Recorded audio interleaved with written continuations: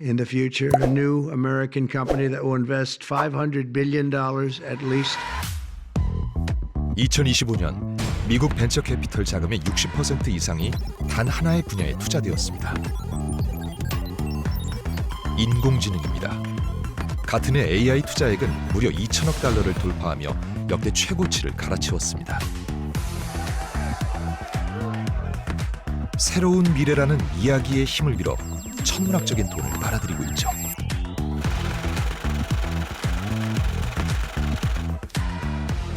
Must be a story that's convincing them that it's reasonable to buy at these high prices. Why would they push a narrative like this? Because they want people to give them money. 수익은커녕 상장조차 하지 않은 기업들이 천문학적인 가치를 인정받고 있습니다.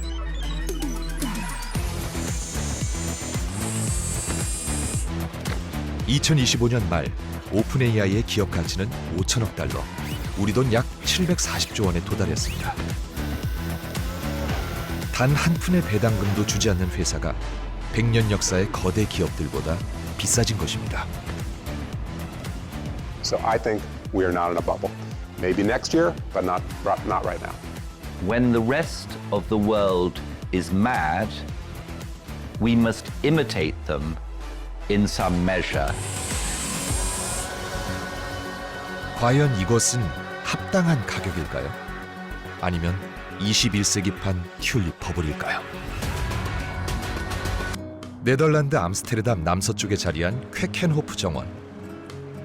해마다 열리는 튤립 축제는 전 세계의 시선을 사로잡습니다.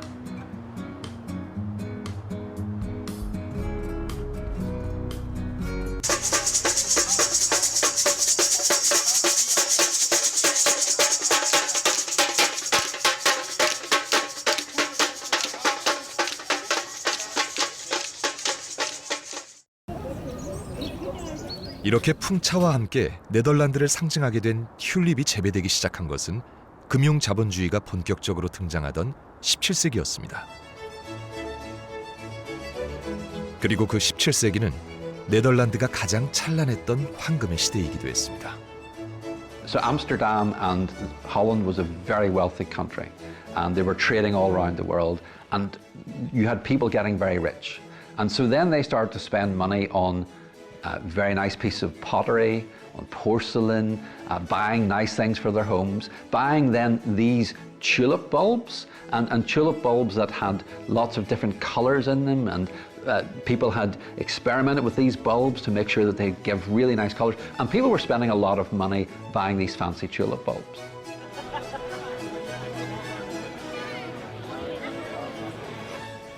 네덜란드의 황금 시대는 곧 암스테르담의 황금 시대였습니다. 암스테르담은 세계 최대의 무역 회사였던 동인도 회사의 본거지이자 모험적인 상인들과 자본이 모이는 중심지였죠.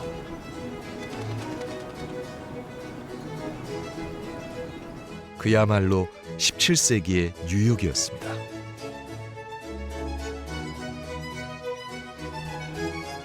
그리고 재배 기술의 발달에 따라 온갖 화려한 색들로 변형된 튤립은 그런 네덜란드의 풍요를 상징하는 꽃이었죠.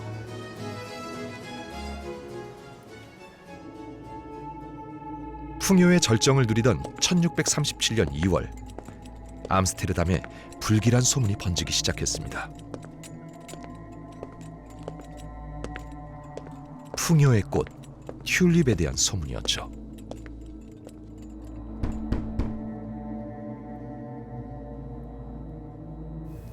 경매에서 예상보다 훨씬 낮은 가격에 튤립의 구근이 낙찰되었다는 소문이었습니다.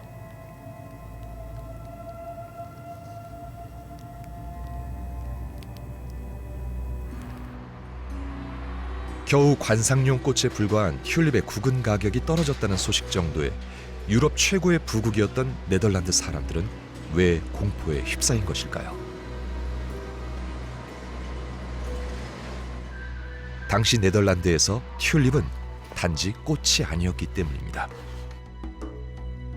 현대의 암호화폐에 비견될 만한 최고의 투자 상품이었습니다.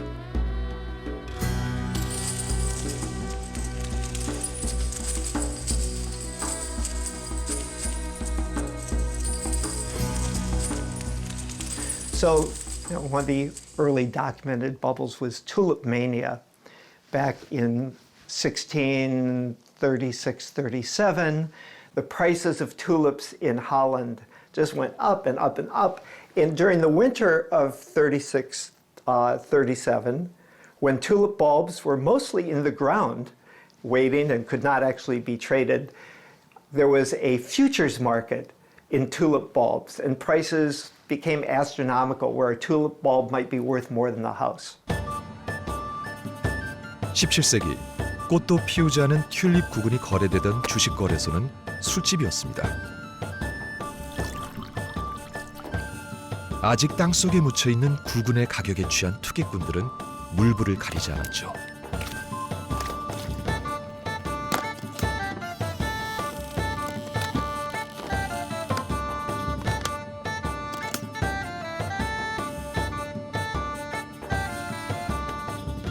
바이러스 감염이 만들어낸 다양한 변종 튤립의 가격은 그 희소성으로 인해 더욱 고가에 거래되었습니다.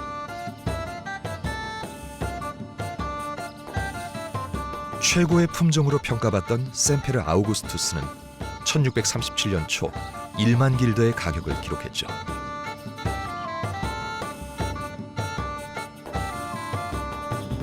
암스테르담 최고급 주택지의 대저택과 맞먹는 금액이었습니다. 금융거래에 있어서 마지막 종착점은 뭐냐면 아주 희소한 가능성, 아주 희소성에 베팅을 하면서 물불 가리지 않고 사람들이 모두 다 덤벼들고 그게 더 이상 유지될 수 없는 어마어마하게 비싼 가격. 그때로 본다면 세계 최고의 무역항이었던 암스테르담이나 헤이그라든가 로테르담 같은 항구에 있는 좋은 저택값조차 싸게 보일 정도의 가격의 상승이 나타난다는 건 결국 자기 돈으로 이루어진 거래가 아니고 다 빌린 돈이죠. Another very common feature of the bubble is that the investors, we can't call them investors, they're speculators, they're traders, and they're not buying to hold an asset out for 5-10 years. They're buying to flip an asset, to buy it and sell it shortly for a quick profit. And the way to maximize your gains in that case is to use leverage. So it becomes almost like a horse race. It's not like an investment.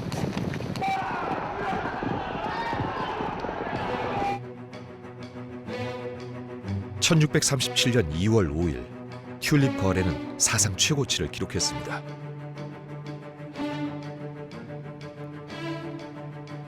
최상품도 아닌 튤립의 구근이 5천 길더 이상에 거래된 것입니다.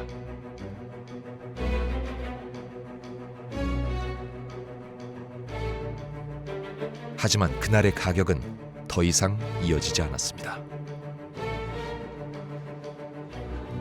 2월 6일부터 폭락을 거듭하던 가격은 초여름이 되어서야 안정되기 시작했습니다. 하지만 이때의 가격은 이미 고점 대비 99%까지 떨어진 상태였습니다. 어음은 휴지 조각이 되고 선물 거래로 튤립을 산 사람들은 주랭랑을 쳤죠. The first book on bubbles was written by this man called Charles Mackay, and its title pretty much tells you what a bubble is, because the title is Extraordinary Popular Delusions and the Madness of Crowds. So what you need to see, to identify a bubble, is a large popular participation in the asset that is a bubble. 대중의 열광적 참여, 여기에는 인간 심리의 근본적인 특성이 작동합니다.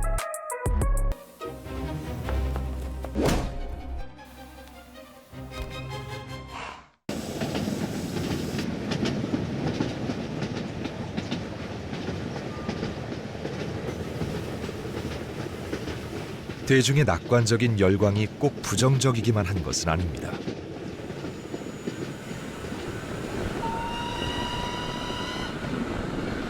때론 인류의 발전을 촉진하기도 합니다. 19세기 초 영국에 불어닥친 투기의 광풍은 버블의 또 다른 측면을 보여줍니다.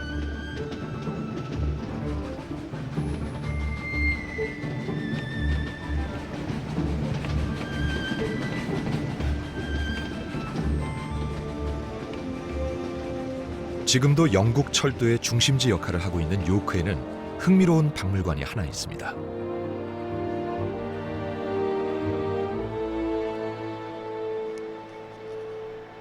국립철도박물관입니다. 19세기 이래 철도의 발전을 보여주는 모든 자료를 전시하고 있죠. 19세기 초 철도는 인류가 처음 만나는 어쩌면 인터넷이나 AI보다 더 놀라운 신기술이었습니다. And of course, one of the things that the railways did was they transformed all aspects of society. And the railway was a very dangerous profession, so one of the most poignant objects perhaps is a prosthetic leg, which was made for a railway worker called Harold Jarvis, who had had his leg crushed in a shunting incident on the Great Western Railway. And the Great Western Railway itself had its own part of its works which produced artificial limbs. Such were the amount of accidents and injuries on the railways back in those days. 철도 건설을 위해 희생된 노동자들의 아픔은 기억되고 있는 반면 초라하게 잊혀진 인물도 있습니다. 요크를 영국 철도의 심장으로 만든 장본인이지만 오히려 박물관 한편의 초라한 흉상으로만 기억되고 있죠. 철도의 왕 조지 허드슨입니다.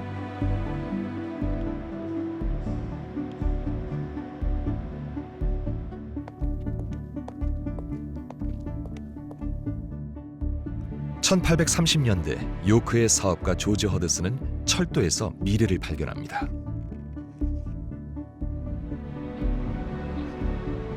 그는 누구보다도 과감한 투자와 합병을 통해 철도 회사를 지배했고 영국 전역을 잇는 철도망을 구축해 나갔습니다. 덕분에 요크는 철도의 중심이 되었고 허드슨은 사람들로부터 철도의 왕이라 불렸습니다. 기차를 발명한 것은 스티븐슨이지만 철도 산업을 만들어낸 것은 조지 허드슨이라고 칭송되었죠.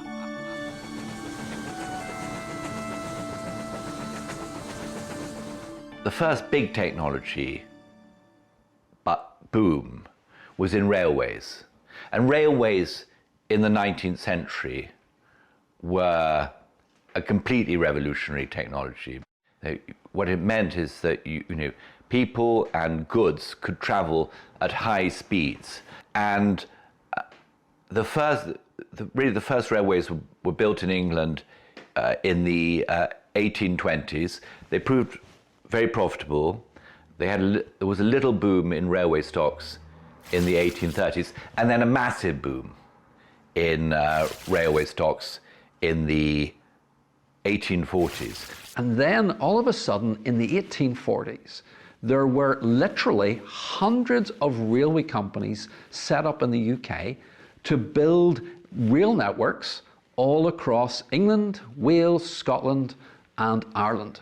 And so with hundreds of companies coming to the stock market, lots of investors got very excited because they saw the very high dividends that this new technology could provide.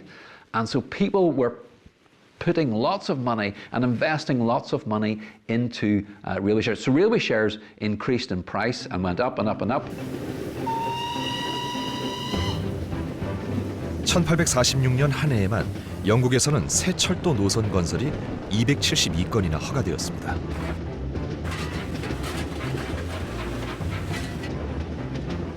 사람들은 너도 나도 철도 주식을 사기 위해 광분했죠. 철도와 함께 완전히 새로운 시대가 시작되었다는 이야기가 투자자들을 매료시킨 것입니다. 특히 높은 배당을 내건 조지 허드슨의 회사에는 자금이 쏟아져 들어왔고 투자는 곧 경쟁이 되었습니다. 왕족과 귀족들조차 허드슨의 철도 사업에 이름을 올리려 했고 그의 주식은 단순한 투자 이상의 상징이 되었습니다. George Hudson was, shall we say, very creative with how he reported the financial accounts of his firm, and there was some fraud involved with George Hudson and with his railway companies. So George Hudson's like and you get this with all bubbles. You get these characters who are scam artists in some senses, or fraudulent, and who are trying to make money, or in some cases, and I think this is probably true of George Hudson, that they overextend themselves financially And then to cover up the fact that they're going bust, they commit fraud then, and they manipulate their accounts, or they present false accounts. Now, there's another little curious feature of the bubble, is to what extent a culture of dishonesty. It's what the American economist J.K. Galbraith called the bezel, which is a word that derives from embezzlement, meaning namely to steal, to embezzle, to steal money from a company. Now, what we mean by the bezel is that there is a certain corruption attendant to the boom period. And we see that really in all great bubbles. 1845년 말 영국 중앙은행이 투기 과열을 막기 위해 금리를 인상하면서 허드슨의 사업에 그림자가 드리우기 시작했습니다. 자금 경색이 시작되자 그의 사업이 투자금 돌려막기에 불과한 일종의 다단계 사기였다는 사실이 드러난 것입니다.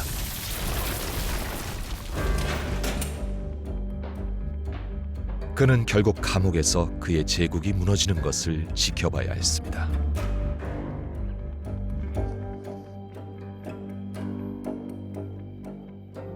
And then what we see afterwards was a huge amount of bad investment as a result of this investment boom. So I like to say, there were 3 railway lines running between London and Peterborough, which is in a city in East Anglia, and there were 3 railway lines between Leeds in Yorkshire and Manchester. So you can see that if you have 3 railway lines running between 2 places, you're going to make less money than if you have 1 railway line. So it was overinvestment. But in the end, actually, the railways did juice economic gains, and so you could argue, and some people do. I mean, it's quite often people do. They say, well, the net effect of the bubble was positive, but the cost of the bubble is borne by the investors.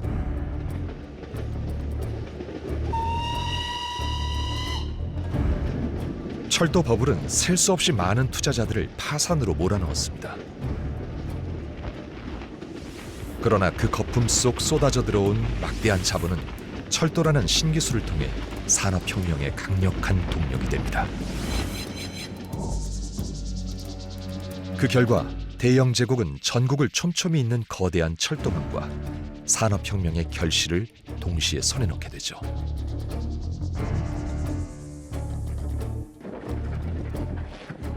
그리고 이런 역설은 이후의 역사에서도 반복됩니다. So it's really interesting because if you think of electricity, in the 1920s, we have a huge bubble in the United States. That's driven primarily by electrification. So electricity had been around from the 1870s, but in the 1920s, it's transformed businesses in the United States. So all of a sudden, they introduce electrification to factories. That increases the productivity of those companies, and you get this huge boom off the back of this radical new technology. Same's true in the 1990s, and you get lots of people very excited about this radical new technology that's going to change the way we do everything in society. So the internet, the telecommunications revolution, those things really transformed how we did things. So electricity and the internet, we call those general purpose technologies because they change how we do business, they change the productivity in our economies.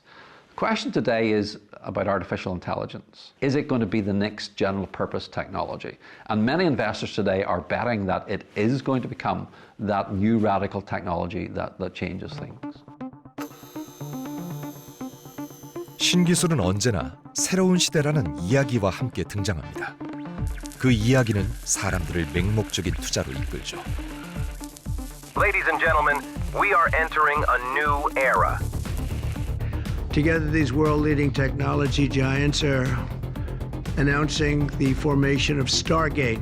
So put that name down in your books, because I think you're going to hear a lot about it in the future. A new American company that will invest $500 billion at least in AI infrastructure. 이번 자산 가격 폭등의 주역은 누구나 알고 있는 것처럼 AI입니다. 세상을 완전히 바꿀 것이라는 역사적으로 여러 차례 반복된 이야기와 함께 등장했죠. There's a new narrative. So if you start thinking about the retail investor who was buying .coms in 1999 or buying AI now, and I don't know what's going to happen in AI, but I am quite sure about one thing. The average retail investor is not sitting down with a huge spreadsheet and doing an economic analysis as to whether it makes sense to build a data center in some city in Kentucky and whether Meta is making a good investment there. They're just saying, AI, it's changing everything. It's got to win. And that's a narrative as opposed to an analysis. Because we tell ourselves stories all the time to help understand the complexity of the real world. And during bubbles, there are dominant narratives that come about, and those narratives are usually pushed out through the news media. So during the 1920s, it was the Roaring Twenties. This is all about progress. This is about the United States becoming this superpower economy. And that was the narrative that was dominant. And people believed it, and politicians believed it, and pushed it. Same was true during the 1990s. During the dot-com bubble, there was this idea that we were in some new economic paradigm, that all of a sudden the world was becoming peaceful, we didn't have conflicts around the world, and we were going to become a lot more wealthy. And even people in very powerful positions, whether it be in central banks or politicians, they were pushing this new narrative. 1999년 한국에도 몰아닥쳤던 닷컴 버블 때도 이런 이야기가 강력한 역할을 했습니다. 닷컴 버블을 기억하신다면 아마 새로운 기술이라는 기업도 기억하실 것입니다. 인터넷 무료 국제 전화를 앞세운 벤처기업 새로운 기술은 마치 조지 허드슨의 철도 회사처럼 인터넷 시대의 상징이 되었습니다.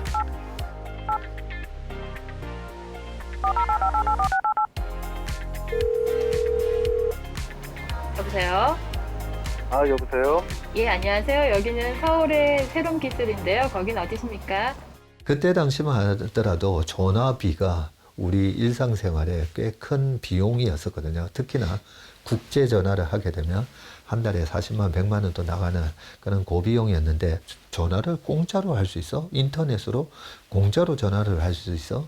그 스토리에 당시에 우리나라에서는 새로운 기술이 대장주 역할을 했었는데요. 1999년 10월 1,890원에 불과했던 주가는 불과 5개월 만인 2000년 3월 28만 2천 원까지 치솟았죠. 시가총액 기준으로 재계 서열 1위인 삼성전자를 추월하는 기적까지 벌어졌습니다. 새로운 미래를 바꿀 신기술이라는 이야기가 없었다면 불가능한 일이었죠. 하지만 신화는 오래가지 못했습니다.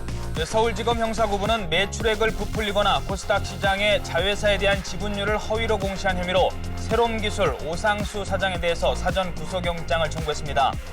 그 공짜 전화 기술이 분명히 지금 우리가 카카오톡을 통해서 페이스톡, 보이스톡 공짜로 쓰고 있지 않습니까? 쓰고 있음에도 불구하고 이 거품을 조심해야 되는 이유가 일상생활에 실제로 투입이 돼서 우리한테 쓰여지기까지 꽤 시간이 걸리는데요. 그 시간이 왜 걸리냐면 인프라가 구축이 안 돼서 그렇습니다. 그때 당시에는 모뎀이었었잖아요. 전화를 걸어서 모뎀으로 통신을 연결하고 지금처럼 광통신이 연결되지 않았고 사진 한 장을 보내는데 거의 1시간 걸릴 그런 수준이었기 때문에 좋은 기술은 많았지만 그 스토리가 우리 생활에 실제로 다가오기까지 넘버가 되기까지는 거의 10년이 넘게 걸리는 시간에서 그 거품이 꺼지면서 그때 당시에 닷컴 버블이 무너지면서 수많은 기업이 도산하는. So if you think of electricity as a general purpose technology, it took nearly 50 years Same with the internet. The internet had been around for quite some time before the dot-com bubble of the late 1990s. And so it takes time for these technologies to become general purpose technologies and transform society. AI hasn't been around that long, and it may take it some time before it transforms the way businesses do things. And so it may be a decade or a decade and a half in the future before we see any real benefit from the technology. And as I say, oftentimes the technology changes the world, but the bubble doesn't work out. So we go back to the internet and the dot-com bubble in 1999, and also there was a massive amount of fiber optics infrastructure made in the US. Well, the economy, the country benefited from that, and we benefited from a lot of ideas for how to use the internet. Nevertheless, a lot of people lost money. So you can have situations where there's an outcome that benefits society, even though, and some people make money, but a lot of people lose money. AI는 아마도 지금 벌어지고 있는 막대한 투자를 기반으로 인류의 미래를 바꿀 것입니다. 그건 분명해 보입니다. 하지만 그 과정에서 버블이 생기고 나의 자산이 인류를 위한 불쏘시개로 쓰이고 만다면 당사자에겐 비극일 것입니다. 그렇다면 버블이 터지기 전에 빠져나올 방법은 없을까요? 여기 버블 탈출과 관련해서 역사상 가장 유명한 이야기가 있습니다. 존 F 케네디 대통령의 아버지로 널리 알려진 조셉 케네디는 원래 유명한 투자 전문가였습니다. 광란의 20년대라 불린 1920년대에도 금융시장에 막대한 투자를 하고 있었죠.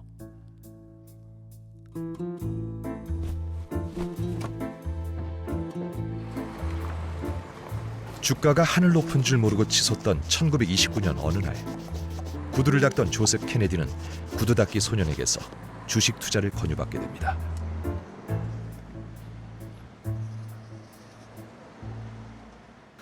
구두 닦으러 갔는데 구두 닦는 소년이 지금 어떤 주식을 사야 됩니다라고 얘기를 하는 거 보고 깜짝 놀랐다는 거죠.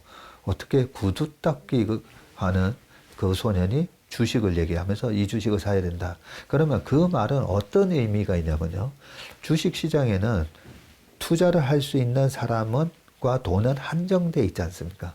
한정돼 있는데 1929년 말에 대공황이 오기 전에는 그런 구두 닦기 소년조차도 투자를 했다는 말이고요. 그러면 더 이상 주식을 사줄 사람이 없다라는 뜻이기도 합니다. 그래서 조셉 케네디께서 야 이거는 끝물이다라고 해서 주식을 대거 팔았더니 그 다음에 대공황이 와서 큰 손실을 피했다라는 그 유명한 일화가 있는데요.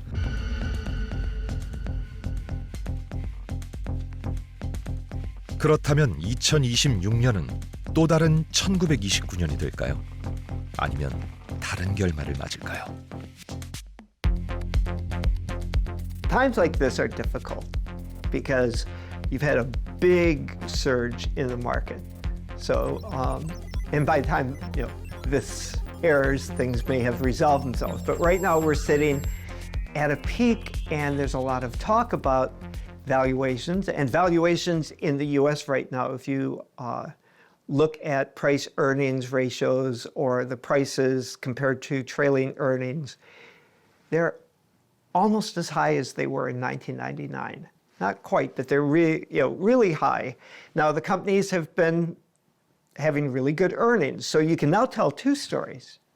You can tell a story where you say everything is overblown and there's going to be a big correction. And you can tell a story where you say, oh, no, it's different this time because the companies are still earning big profits. And you have a lot of investors like, okay, which story is true? I don't want to sell because what if the market keeps going up? But I don't want to own it if it comes back down. So it does create a lot of tension. I think we're in an AI boom, but I do not think we're in an AI bubble yet. And the reason is that in past bubbles, we have seen huge waves of issuance by firms selling shares, partly by IPOs. 오늘 유가증권 시장에 상장한 카카오페이 국민 플랫폼 이름이 어울리도록 투명한 경영부와 사용자 중심의 금융 혁신, 다양한 가맹점과의 동반 상생 등을 통해 And right now, we don't see a huge wave of IPOs or other forms of corporate equity issuance in the United States. So I think we are not in a bubble. Maybe next year, but not right now. So I think what's interesting about the artificial intelligence boom is this. With the previous technologies that turned into bubbles, railways, radio, internet, they were tried and tested. We knew what they could do. I mean, yes, you could develop them a bit in future, but we knew the railways worked. We knew telephones worked.